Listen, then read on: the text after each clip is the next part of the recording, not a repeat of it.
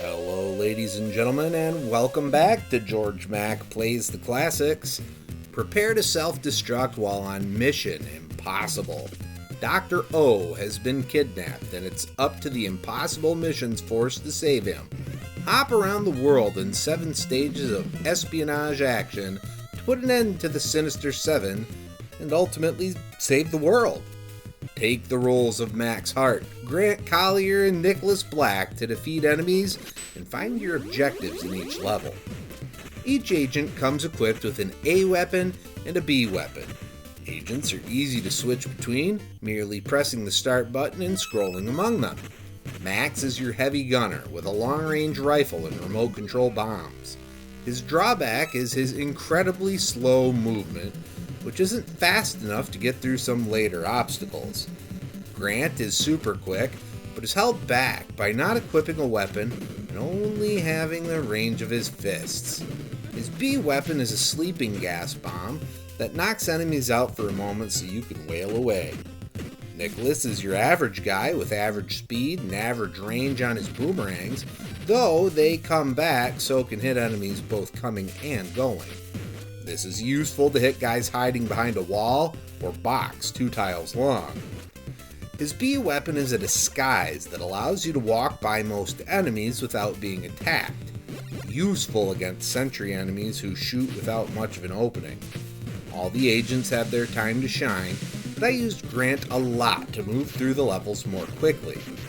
If an agent gets knocked out, falls into the water or the abyss, or is captured, you switch to the next available agent and restart the room. Levels are extremely long, and if you lose your crew, you have to start from the beginning of the entire level.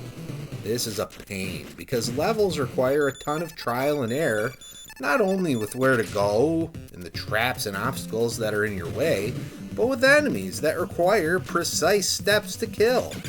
They will inevitably get you first until you figure those steps out. Seriously, if you enter a room as the wrong guy, you're as good as dead, as with this floor that immediately begins falling as you enter.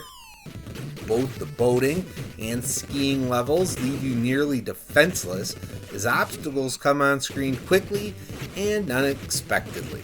Look, a crack in the ground just formed without warning. The steps on a typical level revolve around finding an NPC that gives you a pass, turning switches that control traps and hazards blocking your path off, then finding your way to the door the pass opens. These levels can easily take a half hour to complete as you walk back and forth between objectives. Along the way, you'll face green punching guys, pink shooting guys, Molotov cocktail throwing brutes, and more. Many rooms you enter have cameras that you must avoid, just like Metal Gear, making many timing puzzles that you'll screw up by 1 pixel. There are also walking robots that alert enemies if you enter their line of sight. I think my favorite part was this room with magnets that had an effect on the trajectory of bullets and boomerangs. Curving them into enemies made me feel clever. Some rooms will give you fits, like this moving statue room. Only punches and bombs work on them, and you're gonna take massive damage if you try to swing away. The boss that gave me fits was this ninja. Trying to kill him with attacks proved untenable, as the ground quickly cracks and falls as you stand on it. I was clued into a better strategy by Twitch user I Will Be Back, who suggested I walk around the perimeter of the room dropping floor tiles. After many tries, I got it to work and was satisfied. I'm not ashamed to say I use save states liberally. I don't know if I would have gotten through level 3 without them, let alone the rest of the game. While med packs and B weapon refreshing briefcases exist, there are only a few on each level. After a long slog of backtracking in the final level, the end sequence is out of War Games, forcing you to outsmart a computer. And you save the world and prepare for your next mission. Impossibler. When it comes to grading Mission Impossible on NES, graphics get a 2.5. The top-down view isn't that great, and the animation all looks stilted. It's not terrible, though. Sound gets a 3.0. It definitely sounds like a Konami game. I feel like the titles published by Ultra Games have the same sound designer. Gameplay gets 2.5. It's easy to change among the agents, and they all have strengths and weaknesses to help you in different situations. Difficulty gets a 1.0. It's trial and error difficulty that I hate. Move forward into your death multiple times until you learn the placement of enemies. Fun factor gets a 1.0. It's more frustrating than fun, but once you get a level memorized, it's kinda nice mowing everyone down.